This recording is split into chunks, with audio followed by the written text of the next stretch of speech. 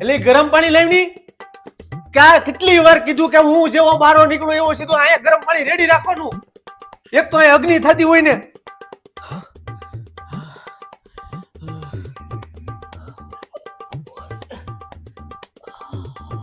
કેમ રૂટી કાકા?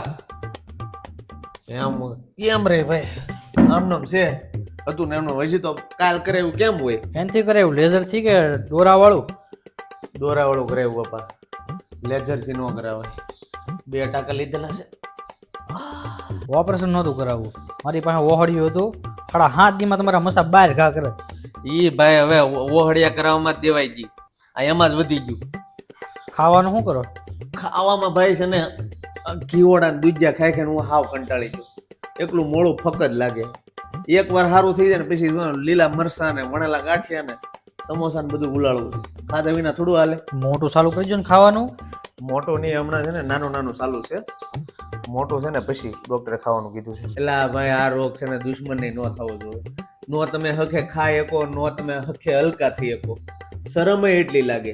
એમાં પાછી બાયું ખબર કાઢવા આવે. મારે હું એને કેવું, પછી હું તાર કાકીને કહી દઉં બાયુને છે ને તું ટેકલ કરી લેજે, કહી દેજે પાઇલ્સ છે. ગુજરાતીમાં ન કહેતી હરસ મસા છે એમ. નક્કી ભાઈ ઓલા જન્મમાં છે ને કઈક પાપ કર્યા છે, બાકી આ અશ્લીલ રોગ થોડો થાય. પાપ ની તમને 10 ના 4 સમોસા નડી ગયા. સારું હાલો હું તું જમા રે. ક્યાં ભાગ્યો તું? હવે હું જાઉં. બે ને તમે ડખા કરો અહીં તું બેહાય.